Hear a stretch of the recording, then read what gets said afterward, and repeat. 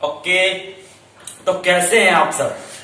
उम्मीद करता हूं आप लोग बढ़िया होंगे, अपने घरों में सुरक्षित होंगे और मुझे एक शांति पूर्वक आप मुझे देख रहे होंगे, ठीक है, समझ रहे होंगे। पिछले कुछ लेक्चर्स हमारे नहीं हो पाए थे, हमने मोशन इन स्ट्रेट लाइन का जो थ्योरेटिकल पार्ट है वो हमने कर लिया था और मैंने आपसे वादा किया था कि कुछ क्वेश्चंस मैं लेके आने वाला हूं। कुछ नहीं, बहुत सारे क्वेश्चंस हैं, ठीक है। जिस तरह के questions air force, XY group, Indian navy, double SSR 11-12 science के अंदर जो क्वेश्चंस होते हैं उनको मैं उठा कर लाया हूं, लूसेंट की बुक से लाया हूं और कुछ क्वेश्चंस मैंने खुद बनाए हैं। और जाहिर सी बात है, अगर इतना इजी तरीके से मैं पढ़ा रहा हूं, आपको समझ आ रहा है, तो आप भी कुछ क्वेश्चंस आप खुद भी बना सकते हैं ना।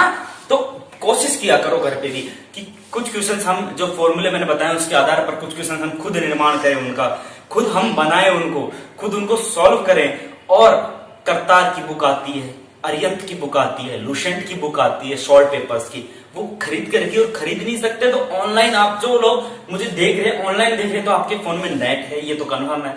तो नेट से, गूगल से, कहीं से भी शॉर्ट पेपर, शॉर्ट क्वेश्चंस आपको मिल जाएंगे और बहुत अच्छे अच्छे क्वेश्चंस मिलेंगे। एक्सपर्ट जो टीचर होते हैं वो लोग वहां पर क्वेश्चंस लिखते हैं, डालते हैं। साइट्स है, बहुत सारी साइट्स हैं, मुझे नहीं पता है क्योंकि मैंने बुक से पढ़ाई की, ऑनलाइन नहीं की। आप अगर करना चाहो तो मैं ऑनलाइन भी कर सकते हैं, ये मैं बता रहा हूं, ठीक है। तो सबसे पहले चैनल को सब्सक्राइब कर दें और कर दिया है तो बहुत बहुत शुक्रिया।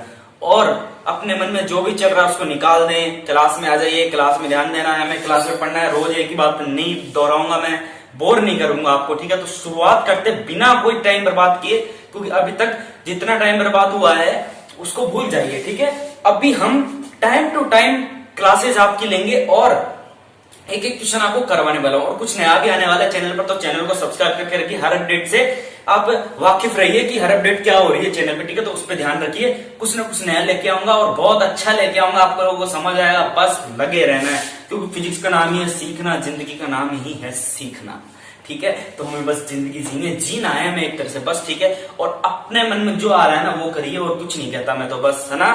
तो क्वेश्चंस, पहले क्वेश्चन से हम स्टार्ट करते हैं। जितने क्वेश्चन आज हो पाएंगे उतने आज करेंगे, जितने बाकी रह जाएंगे उतने कल करेंगे। क्वेश्चन सारे करेंगे, टाइम कितना ही लगे, क्वेश्चन हम सारे करेंगे। इतने शानदार शानदार क्वेश्चन है कि करने में मजा आएगा, है ना। तो शानदार तरीके से स्टार्ट करते हैं फर्स्ट क्वेश्चन, ओके। देखिए पहला क्वेश्चन क्या है। पहला क्वेश्चन स्क्रीन पर देखिए, वेग समय ग्राफ की प्रवणता या ढाल किसका परिमाण देती है। वेग समय ग्राफ की प्रवणता या ढाल किसका परिमाण देती है। ऑप्शन ए है विस्थापन, मतलब डिस्प्लेसमेंट। ऑप्शन बी है वेग, ऑप्शन सी है त्वरण, एक्सेलरेशन, और ऑप्शन डी है संवेग, ठीक है। समझ में आ गया क्वेश्चन समझ में आ गया। मैं एक बार ब्लैक बोर्ड पे, वो व्हाइट बोर्ड पे और लिख देता हूं ना, एक बार बोर्ड पे मैं और लिख देता हूं आपको, है ना। देखिए फर्स्ट क्वेश्चन,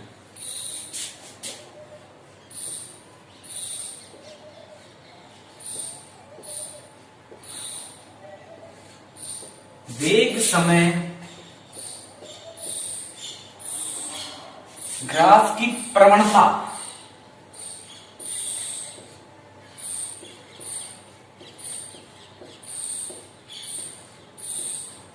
या ढाल किसका परिमाण देती है। किसका परिमाण देती है।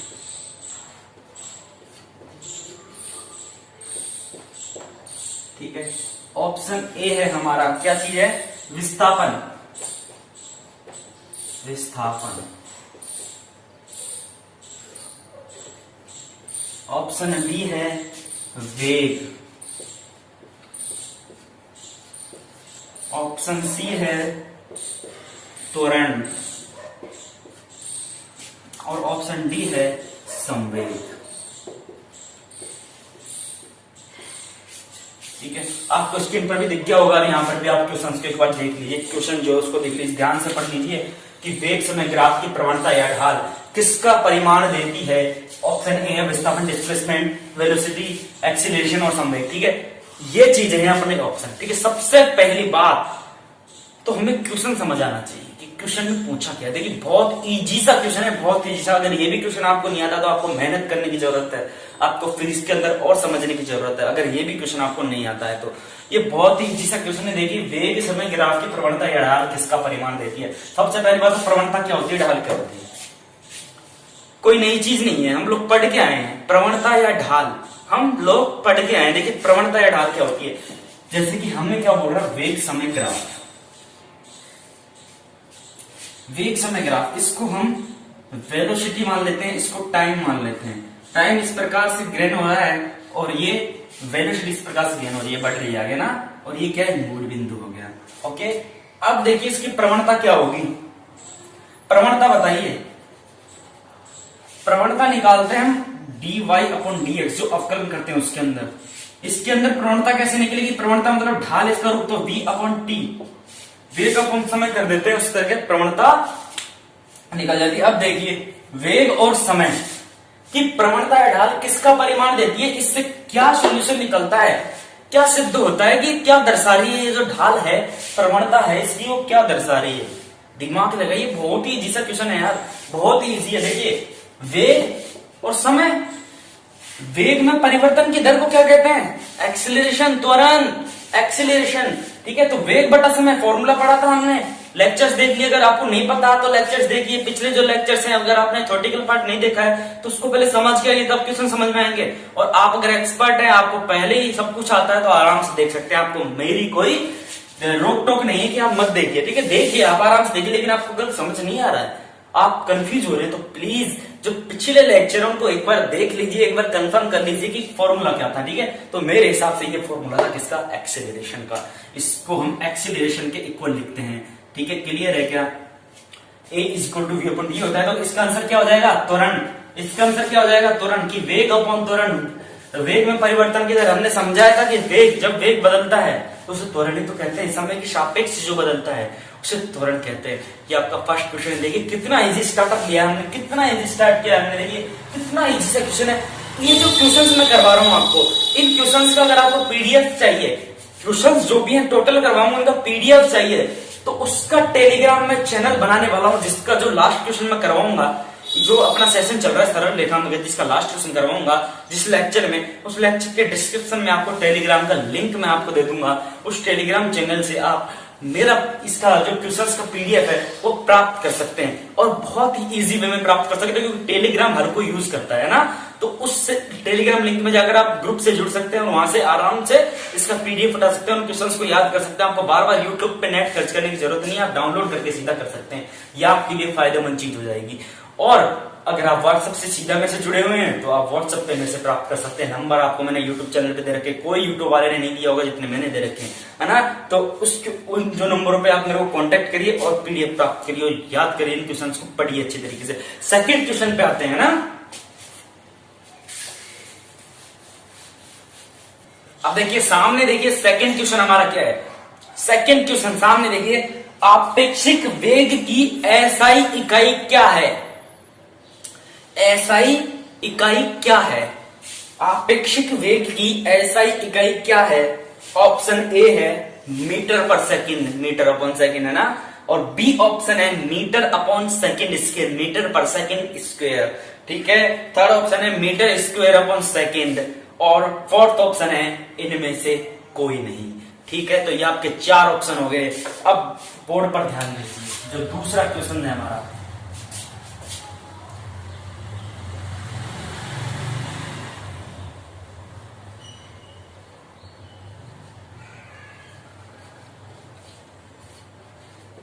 आपेक्षिक वेग की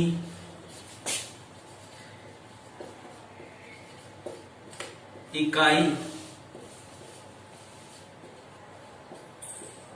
क्या है।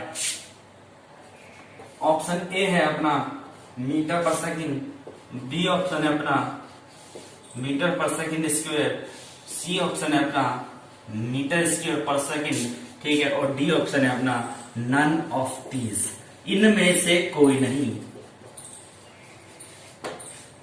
ठीक है,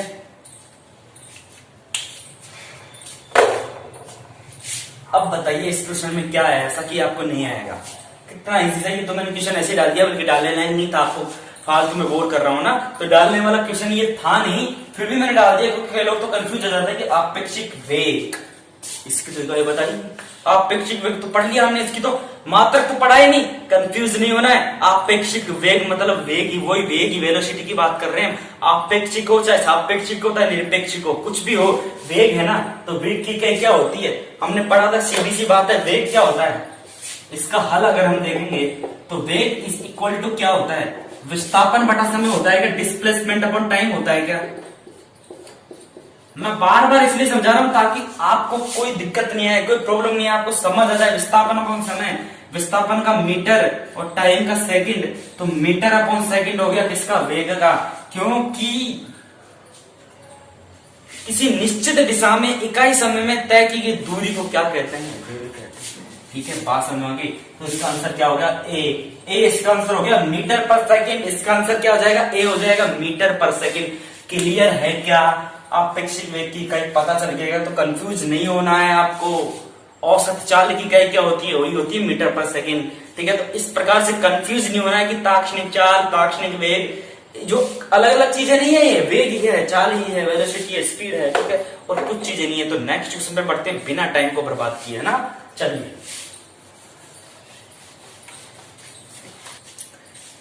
देखिए, तीसरा क्वेश्चन है, स्क्रीन पर ध्यान दीजिए फिर से, कि एक वस्तु विरामावस्था से, एक वस्तु विरामावस्था से h ऊंचाई से पृथ्वी पर गिरती है। एक वस्तु विरामावस्था से h ऊंचाई से पृथ्वी पर गिरती है, पृथ्वी पर पहुंचने पर उसका वेग क्या होगा। ठीक है, एक वस्तु विरामावस्था से, मतलब विरामावस्था मतलब स्थिर अवस्था से h ऊंचाई से पृथ्वी पर गिरती है, तो पृथ्वी पर पहुंचने पर उसका वेग क्या होगा, अर्थ पर पहुंचेगी तो उसका वेग क्या होगा। ऑप्शन 1 है अपना GH, गुरुत्वीय त्वरण टू हाइट, ठीक है, GH। बी ऑप्शन है अपना 2GH, और सी ऑप्शन है अपना √2GH, और डी ऑप्शन है अपना GH/2, GH/2। ठीक है, तो अब देखिए क्वेश्चन यहां पे भी लिखता हूं, है ना। तीसरा क्वेश्चन है,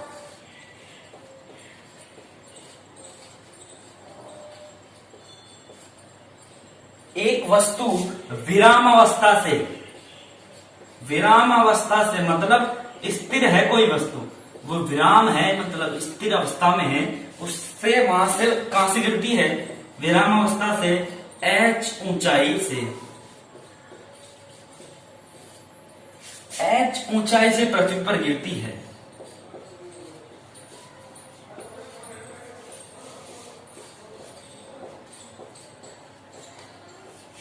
h ऊंचाई से पृथ्वी पर गिरती है, पृथ्वी पर पहुंचने पर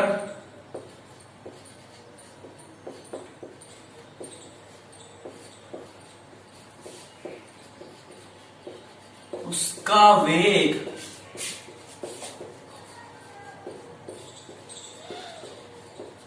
क्या होगा, पृथ्वी पर पहुंचने पर उसका वेग क्या होगा।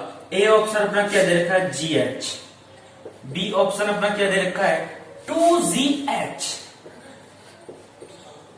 सी ऑप्शन दे रखा है अपना √2GH, और डी ऑप्शन अपना दे रखा है GH/2। दिमाग लगाइए, क्या हो सकता है इसका आंसर, किस प्रकार से हो सकता है। देखिए, ये बात हो रही है मुक्त रूप से गिरते हुए पिंड की, ऊपर से कोई पिंड छोड़ा है हमने, विराम अवस्था में कोई वस्तु h ऊंचाई से पृथ्वी पर भेजी है, गिरी, छत पे से कोई बॉल फेंकती है, ये समझ लीजिए। पृथ्वी पर पहुंचने पर उसका वेग क्या होगा, शुरू में क्या आता है सबसे पहले तो ये बताइए। देखिए, ये कोई हाइट है, ठीक है, ये हाइट है h ऊंचाई से गिर है, यहां से कोई वस्तु विराम अवस्था पे है, रखी हुई है, उसे हम लोग गिर रहे हैं कहां पर, अर्थ पर। ठीक है, अर्थ पर उस चीज को हम लोग गिर रहे हैं, कोई भी चीज रहती है, तो यहां पर इसका वेग क्या हो गया, यहां पर वेग स्थिर अवस्था में, स्थिर अवस्था वाली वस्तु का वेग क्या होता है, विराम अवस्था में वेग क्या होता है, क्या कहते हैं उसे, पढ़ा चुका हूं मैं, बार बार नहीं बताऊंगा।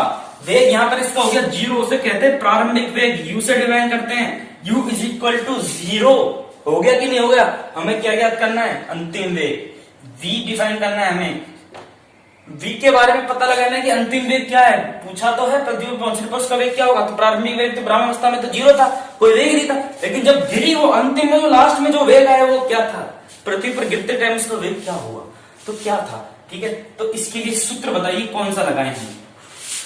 एक सिंपल सा फॉर्मूला है, पढ़ चुके हैं हम लोग, इसको मिटा देता हूं। देखिए हमें क्या क्या दे रखा है, u इज इक्वल टू 0 दे रखा है, g है, h है, और क्या क्या है, v हमें ज्ञात करना है। बताइए, दिमाग लगाइए कि इसका आंसर क्या हो सकता है, कौन सा फॉर्मूला लगेगा। देखिए प्रारंभिक वेग, अंतिम वेग, g का मतलब है त्वरण और h का मतलब है विस्थापन हाइट, तो त्वरण, विस्थापन, प्रारंभिक वेग और अंतिम वेग, केवल ये चारों चीजें आए, वो कौन सा फॉर्मूला है, तो तृतीय वाला समीकरण, तीसरा जो समीकरण था किसका, गैलीलियो ने जो दिया था गति का, तो तीसरा समीकरण था क्या था, v square is equal to u square minus 2as था। लेकिन हम यदि इस जो गति को हम किसी गिरते हुए पिंड पर लगाएं तो क्या हो जाता है, v square is equal to u square minus 2, गुरुत्वीय त्वरण होता है माइनस, और ये h, तो v square is equal to u square plus 2gh। मैंने दोबारा समझे दिया था कि आप लोगों को प्रॉब्लम नहीं है, तो फॉर्मूला क्या बन गया, v square is equal to u square plus 2gh, तो v स्क्वायर, v तो हमें ज्ञात करना है, u 0 हो गया, 2gh, तो v square is equal to 2gh, तो v का मान क्या आ जाएगा, स्क्वायर हटाएंगे उधर रूट लग जाएगा, तो 2 को सही तरह बनाता हूं ताकि कंफ्यूज ना हो ना, तो v इज इक्वल टू क्या हो गया, रूट 2gh। ठीक है, तो इसका आंसर क्या हो गया, c इसका आंसर हो गया, करेक्ट आंसर हो गया। और कितना इजी से क्वेश्चन है, दिमाग लगाने की देर और कुछ भी नहीं है। देखिए समझ आ गया ना आपको, एक बार फिर से देख लीजिए, नजरें डाल लीजिए एक बार क्वेश्चंस के ऊपर। ठीक है, तीसरा क्वेश्चन मैंने आपको करवा दिया है। अब देखिए ध्यान देने वाली बात यह है कि मैं जो क्वेश्चंस करवा रहा हूं उसमें 1 मिनट भी लग सकता है, 2 मिनट भी लग सकता है, 5 मिनट भी, 10 मिनट भी, प्रत्येक क्वेश्चन को लग सकते हैं। लेकिन अगर आपका एग्जाम में अगर आप इतना टाइम लोगे तो आप 5 क्वेश्चन ही कर पाओगे। किस प्रकार से, दिमाग लगाइए।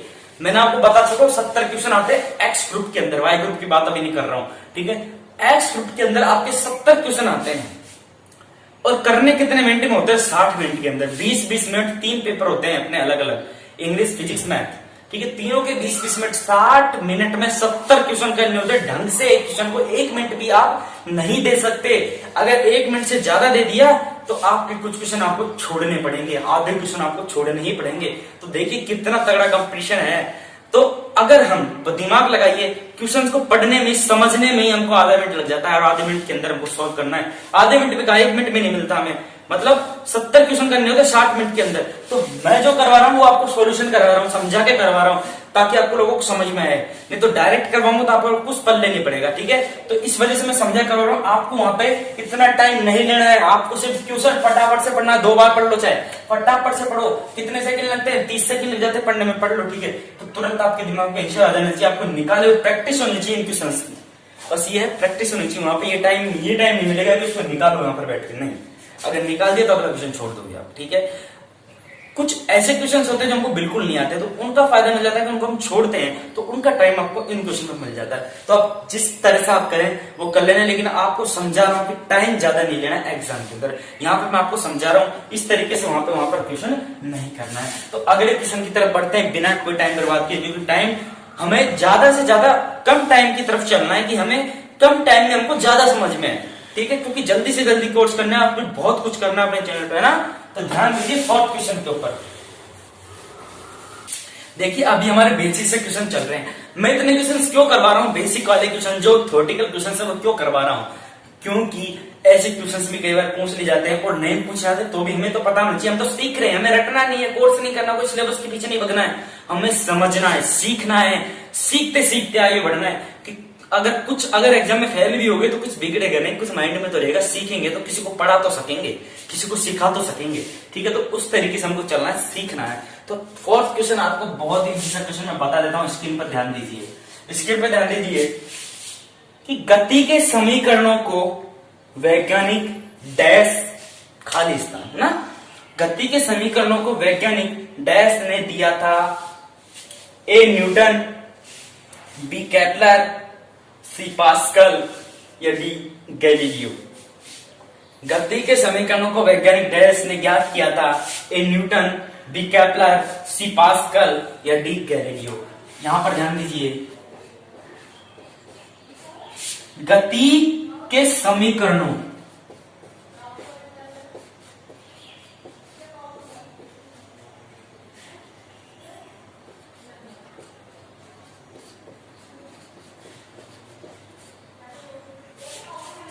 राइटिंग थोड़ी खराब हो गई आज।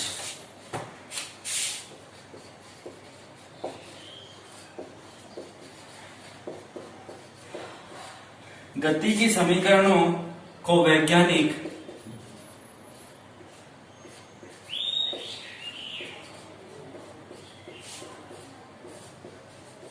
खालिस्तान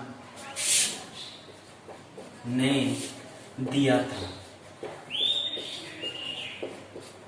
स्क्रीन पर ध्यान दीजिए, ऑप्शन ए क्या है अपना? न्यूटन। कितना चालाक है क्वेश्चन बनाने वाला, जैसे हमको बताइए। न्यूटन, बी ऑप्शन क्या अपना? केपलर, ठीक है। सी ऑप्शन क्या अपना? पास्कल, और डी ऑप्शन है अपने साहब गैलीलियो।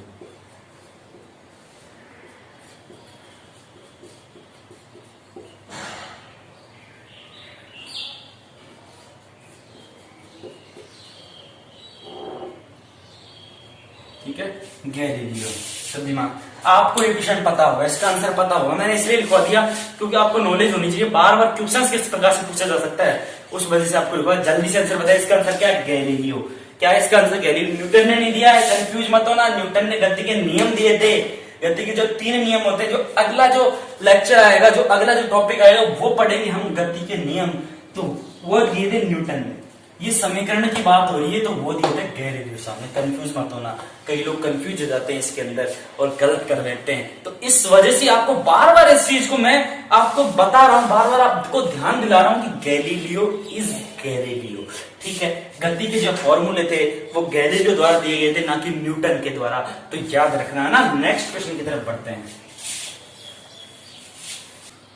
देखिए अगला क्वेश्चन क्या है, स्क्रीन पे ध्यान दीजिए। गुरुत्व के अधीन मुक्त रूप से गिरती हुई वस्तु का एक समान होता है। गुरुत्व के अधीन मुक्त रूप से गिरती हुई वस्तु का डैश, बीच में खाली स्थान है ना।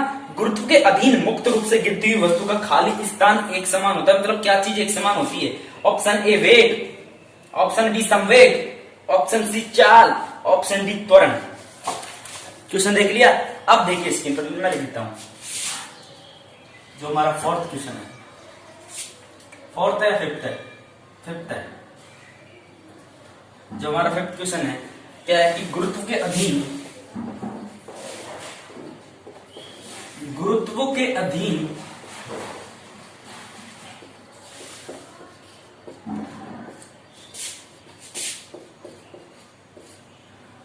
के अधीन मुक्त रूप से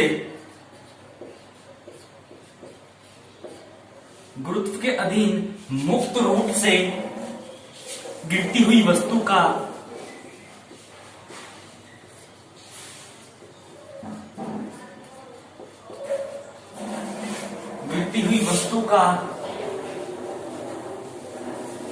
डैश एक समान होता है।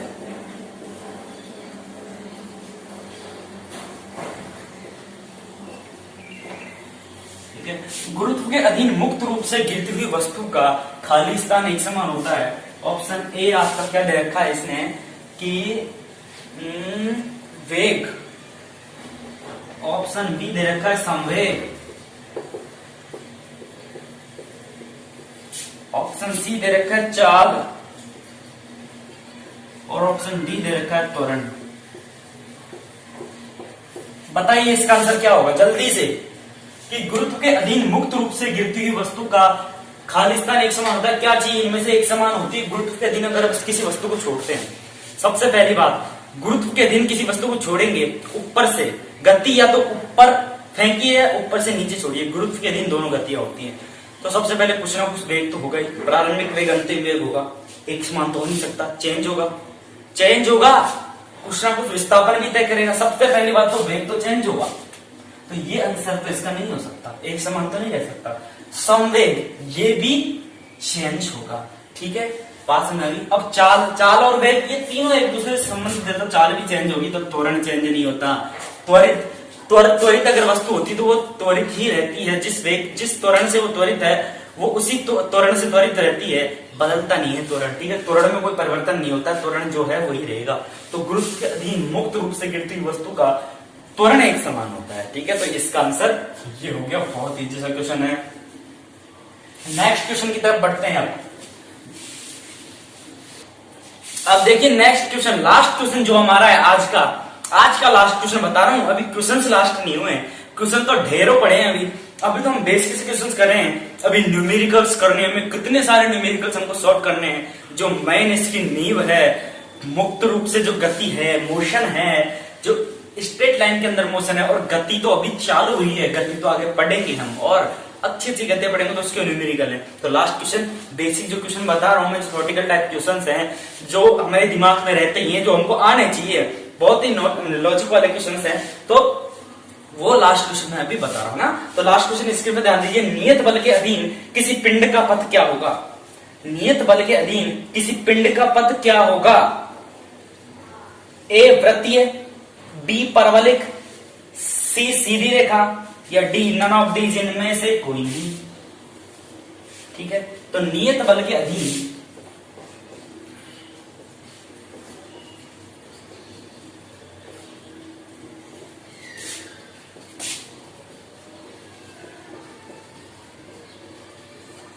नियत बल के अधीन किसी पिंड का पथ क्या होगा?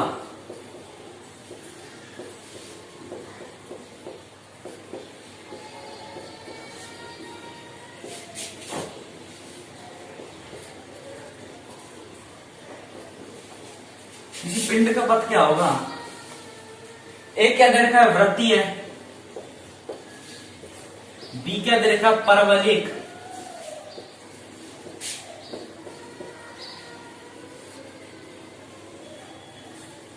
सी क्या दे रखा है? सीधी रेखा।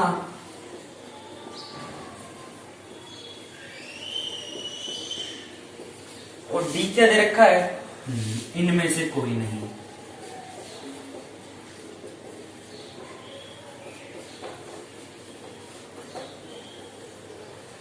इनमें से कोई नहीं है ना। तो देखिए इसका आंसर बताइए। ये बहुत लॉजिक वाला क्वेश्चन है, बहुत इजी भी है, अगर समझ आ गया तो बहुत इजी है, कई लोगों ने सॉल्व कर दिया होगा। दिमाग लगाइए कि नियत बल के अधीन किसी चीज को एक समान बल दे रहे हैं। कोई भी चीज, जैसे बक्से का उदाहरण हम ज्यादातर लेते हैं, कोई भी ड्रम लगा लीजिए, बक्सा लगा लीजिए, उसको एक ही बल लगा रहे हैं, जैसे 2 न्यूटन का बल लगा रहे हैं हम, केवल उस पर एक समान बल लगा रहे हैं, तो नियत बल है, मतलब एक समान बल का मान समान है, तो उसी बल से धक्का देंगे तो किस प्रकार से गति होगी? घूमेगा क्या वो? नहीं। वृत्तीय तो वही सकती, परवलिक भी नहीं हो सकती, सीधी रेखा में होगी। भाई एक नियत बल के सापेक्ष, नियत बल के अधीन किसी चीज को हम धक्का दे रहे हैं, एक समान बल लगा रहे हैं कि 2 न्यूटन का ही हम धक्का देंगे, तो क्या होगा? वो सीधी रेखा में खिसकेगा ही, ऐसे थोड़ी टेढ़ा मेढ़ा चलेगा, ऐसे बल लगा रहे हैं सीधे, नहीं, सीधी रेखा में गति करा रहे हैं तो सीधी रेखा ही होगा। और पढ़ भी हम रहे हैं सीधी रेखा में गति, सरल रेखा में गति, क्लियर है क्या? तो इसका आंसर आ गया सी। ये आपके क्वेश्चंस हो गए आज के। कितने अच्छे अच्छे क्वेश्चंस हैं, कितने अच्छी तरीके से हमने समझे, कितने अच्छी तरीके से हमको समझ में आया। देखिए, और कल हम करने वाले हैं न्यूमेरिकल, जो हमने क्वेश्चंस, जो हमने न्यूमेरिकल जो हमने खोजे हैं, वो आपको एक एक करके मैं आपको स्क्रीन पर करवाऊंगा, बोर्ड पर करवाऊंगा, आपको समझ आ जाएंगे क्लियर किस तरीके से पूछे जाते हैं। तो इंतजार करिए कल के लेक्चर का। तब तक के लिए आपका बहुत बहुत धन्यवाद है। गुड